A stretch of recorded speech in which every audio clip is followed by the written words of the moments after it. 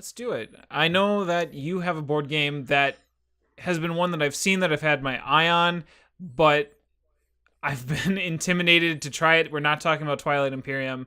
Can you tell us what game you've been playing recently? Oh, that's interesting you compared it to Twilight Imperium because there are some overlaps. But the game that we're going to talk about first is Sidereal Confluence, but that's not the whole name. Hold up. Trading and Negotiation. Oh, there's more. In the Elysian Quadrant. That's right. A Sidereal Confluence, Trading and Negotiation in the Elysian Quadrant. I say Sidereal.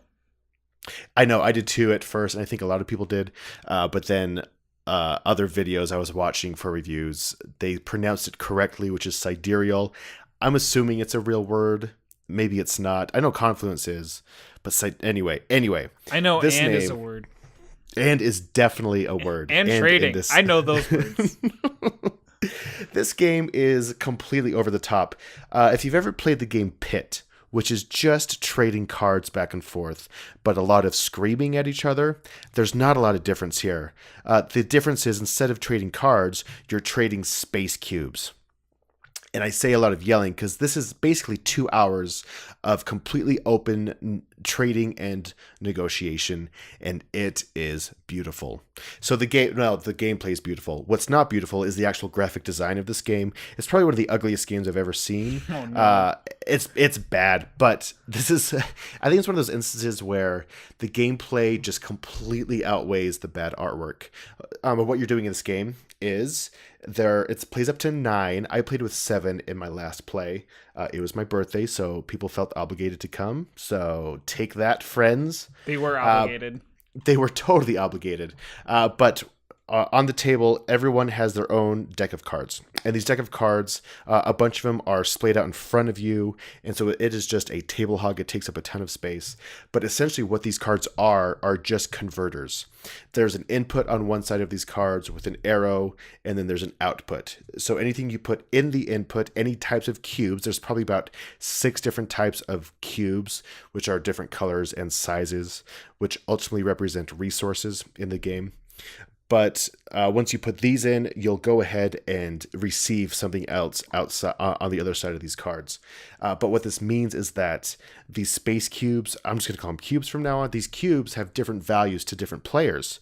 So as you're trading and negotiating in the Elysian Quadrant, you are trying to get what you want, but still trying to give people a good trade. Now, this is not a try and screw over your friend's game. It's kind of like you're all working together to trade these goods. And so it gets really fascinating and really interesting. On each card, it gives you kind of the value of that card. And everyone has a little player screen that gives you the value of essentially what each resource is. Like 3 small cubes equals 2 big cubes, which equals 3 ships, which equals 1 point type thing. And so you can kind of see what a fair trade is. And so you don't get screwed over by your friends or anything like that, which, it could happen if you're like super desperate for a resource. But the reason it's kind of is overwhelming at first, because you see dozens and dozens of cards out on the table and multiple types of resources, and you're just totally overwhelmed because there are some new concepts here, but ultimately it is a fantastic game. The rules itself are pretty easy to teach. Everyone has an 8.5 by 11 sheet of paper or a cardstock that has some individual rules that give players specific powers, and those are pretty easy to understand as well. The game takes place over 6 rounds, and part of those converters that you have are actual technologies. And everyone has the same deck of these technologies. So as you invent these technologies, between each round of trading, everyone else actually gets those inventions as well. And those inventions are just technically just other converters. But what you're doing is you're sharing the technology with everyone. And so it's this weird, it's not semi-co-op, but you're still working together to improve your economy while still trying to get the most points. Anyway, if this sounds at all interesting, I highly recommend it. This can easily be one of my favorite games of all time. 7 players is the round I played with. You're engaged the entire time.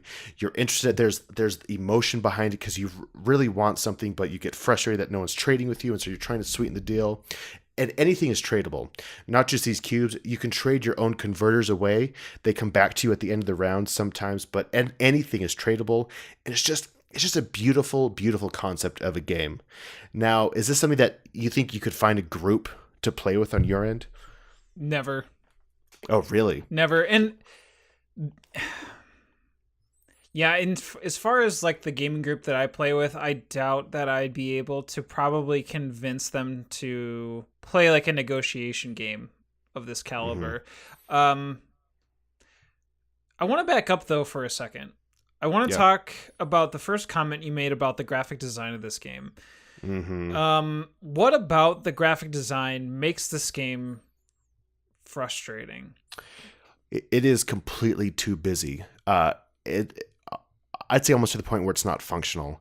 There, of course, it is functional. It works once you know what you're looking at, but there's just so much going on visually that easily could have been reduced or simplified to make it a lot more consumable as you're staring at everything. And I think that's partly why it's overwhelming at first to new players, is because you don't know what you're looking at because your eyes can't organize what you're looking at. And I think I know what they were going with. I mean, it is very interesting. Each race does have their own illustrations on their rule sheet, but that's really it. Everything else is just basically icons and more graphic design on top of everything that just doesn't work. And this tends to be this is published by WizKids. It's designed by Tausetti Deichmann. And so I've kind of seen this a lot with WizKids products in general, and other publishers where the focus isn't necessarily on that usability and graphic design, and it's not really blending well with the art itself. But honestly, like, I can look past that, and that's saying a lot for me. Visual style is huge for me. That's a big part of the game, theme and everything like that. But this gameplay is just so rich and so rewarding, and just makes you feel like you had a great experience that I can just look past it. How do you win? So it's points. Things end up converting to points, and ultimately, as you're going through, you'll get points by sharing your technologies. And so if you invent a technology, there's a specific number of points you get each round for sharing that technology. And then there are other things that do give you points as you're going along, and things are converted to points, and all your cubes are worth half their value in points at the end of the game as well. And it's not a super high scoring. Well, I don't know. The winner in our last round got 60 points, and the person who had last was 34 points. And the reason I know that exact number is because it was me. Happy birthday to me. Last place. Nice. But it was, even though I did come in last and I knew I was going to lose, I knew I wasn't in the race for winning. Just seeing my friends and these people who aren't even into games that much. A couple of them aren't really into board games, but they come and they enjoyed it and they wanted to play again. And just having everyone around, getting all hot and sweaty because 7 dudes in a basement room just got a little musty after a while. We opened a window and put a fan on, but it happens.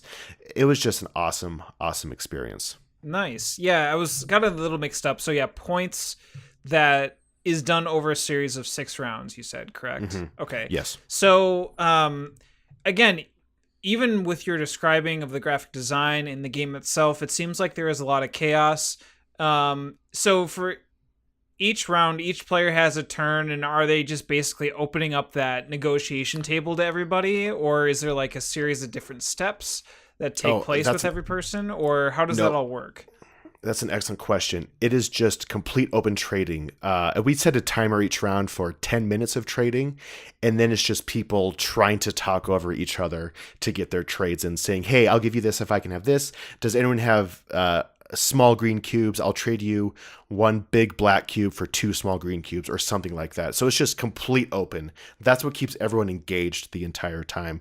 So it is just chaos, but it's kind of organized and structured. We did put a timer on for 10 minutes, but we ended up not even needing that full time most rounds, and the final round, because it was getting a bit late, we cut that down to 7 minutes, even though I mean we were kind of done before then anyway. It becomes clear once everyone is done trading, and like one or two people could still be trading towards the end, but it's kind of clear once everyone's done. Okay. So it's interesting. It's something that I've never played before, or that this style. I've never played a game with this style like this, and it was great. A new experience. Has this been on your to play shelf for a while, or did you just recently pick it up? So I probably got this about 8 months ago. Okay. 8-9 months ago. That's a good that brings up a good story about this game. I tried to teach it to a group of friends that flew in from out of state. We've been friends for a long time. We are the ones who played games just forever ago. We played Settlers for years before we started playing other games. And so I think we get together maybe once or twice a year. But I was like, oh, this would be a great game for that group. And I taught it, not having played it yet. And since it was such new concepts, I wasn't really able to teach it as clearly. Right. And we probably played 2 rounds, and I've realized that no one was having fun, and we just kind of bagged it. But I saw potential. I saw what it could be. And so that was kind of on me on how I taught it. I think I wasn't very clear in how it worked. But after that experience, I knew how to play it. And the second time I taught it, just went so much better, and then same with this time. So, and was it the idea of the trading and negotiation, the open table bargaining that drew you to a game like this? As far as as far as mechanics. Yeah. So I knew this group liked stuff like that because we really like Catan. We really like those other games where we're kind of feeding off each other, and so I thought it would go over well, but I think it was just too much. I think this was just a bit too much of a game for that group, and it's not heavy. It's not hard to understand once you get into it. I think it's just kind of overwhelming because you see all this junk on the table, so it is completely overwhelming, and I think that kind of spilled over into the actual gameplay and their enjoyment of it. This game reminds me. So first off, I'm very much intrigued. Sidereal. I know. Sidereal. Jesus, I'm never gonna get that. This game I've seen in different stores at conventions, and it looks cool. The box art looks cool. Like I said, it has a very starry theme to it, a very futuristic theme. So I'm drawn to those types of games. But I've heard that it is a game that has polarizing reviews. Yeah. So it's really cool for you to bring that up, because there's actually games in my collection that follow suit in that same type. I'm going to say them very quickly. Have you heard of New Angeles? Yes, I love that game. Excellent. Because that has the same type of like negotiation as your different factions. Cool. Okay. I have that in my collection. Would love to try that. But again, finding the right people to be in that negotiation like mood is a little bit difficult for me personally. And then there's a game that I found actually recently called Cutthroat Kingdoms. Have you heard of Cutthroat Kingdoms? No, I've heard of Cutthroat Caverns, but not Cutthroat Kingdoms. Okay, so very quickly, Cutthroat Kingdoms is a game of negotiation that, you know, you're basically getting these people and you're hiring them and you're supposed to kind of negotiate your way to, like, I think the highest in the kingdom. I haven't tried it. It looked really interesting. It's by AEG. Came out like last year, I think. But it's very similar in that, like, there isn't specific things that you can bargain for. You can pretty much bargain for anything. Like, you can be like, if you let me go first, I'll give you, like, these cards. Like, bringing those mechanics into the whole, like, I don't know, to the board, to the table, right? And versus just being like, I'm going to trade you some red cubes to green cubes. It's like, no, man, I'm going to give you, like, you know, my turn order or something, like, kind of you know, I don't know, rules wise that normally you don't ever tend to think about towards the game. So right off the bat, those are games that I have in my collection that I hope to play with, and I don't think require as many as 7. I think maybe they go up to like 4 or 5 each, but In any case, See, yeah, it sounds interesting. I would love to play this sometime if I ever find a group. So yeah, and that's interesting. You compared it to New Angeles because there is a lot of comparison to that. I think in New Angeles, the negotiation is a bit more structured, yeah, where people are taking turns. And oh man, I do love that game. This one is just kind of more free flowing, and so it's not as in your face. Also, New Angeles can be very cutthroat and very in your face because people are trying to manipulate you, and so it's a different type of negotiation. But oh man, both games are fantastic. That is Sidereal Confluence by Wizkids.